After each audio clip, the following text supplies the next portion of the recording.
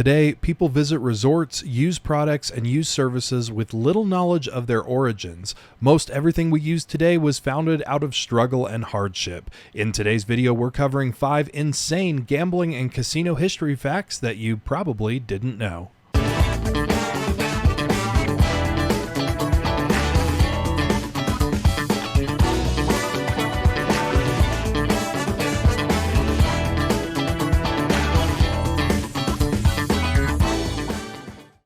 In 1933, a young boy was born in Boston whose father was a taxi driver and mother a knitter and seamstress. At the age of 12, he started his journey selling newspapers. By the age of 15, he had started his own candy vending machine business. This continued through his years over 50 different times, and he continually tried and failed, time and time again. Refusing to give up, he pressed on. While he didn't graduate school, he did join the Army, and after leaving the Army, he continued on his business journey selling toiletry kits. Over the course of his younger years, he had built up a small fortune and he lost it twice. Still refusing to give up, and now an adult, he pushed on. He would later start dabbling in the trade show market, and in 1988, he purchased a company with the idea to expand it and make it into an empire.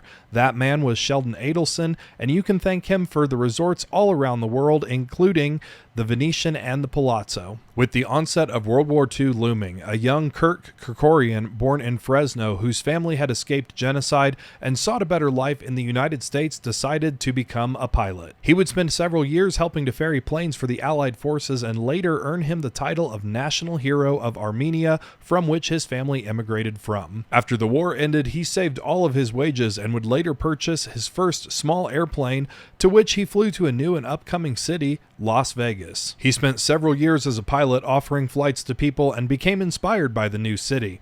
Seeing the potential, he would later start purchasing land and renting it out to other businesses to build on and collect the rent.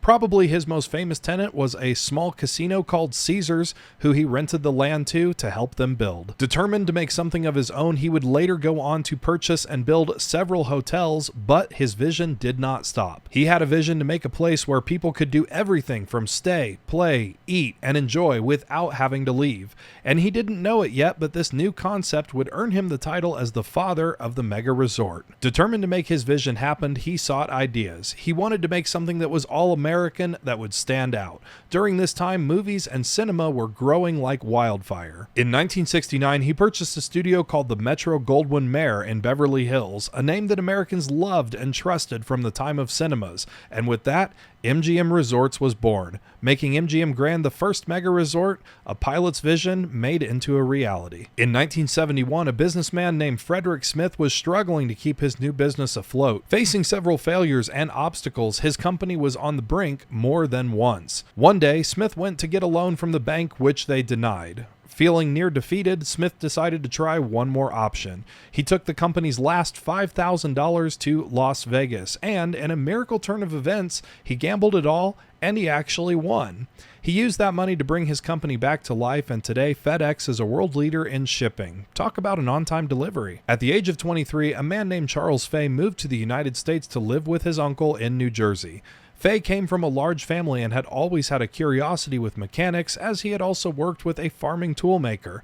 Traveling all over the United States, he settled in San Francisco, where he went on to work for Western Electric Works in 1885. Fascinated by casino games, he wanted to create a game that didn't require a dealer to pay out wins. He designed a device where a person could place coins into a slot and it would pay out automatically when 3 bells aligned, which at that time paid 50 cents. And in 1898, the first ever slot machine was born. But the hardships didn't stop there, as Fay was actually denied a patent for the device since gambling was illegal in the state of California. The word casino can be traced back to an origin meaning small house or a place to gather. This is also where the term house comes into play because it is a direct translation of the word's origin. Casinos did not always mean a place to gamble, but also included other places to meet or houses of pleasure. The first ever known casino was opened in Venice, Italy in 1638 for a carnival. Today, words like house and carnival games are still used in the industry. Thanks so much for watching. Check out these other videos and be sure to subscribe to the channel for more slot tips. It's always free. Visit ropethejackpot.com for free guides and a whole lot more. Catch you on the next episode.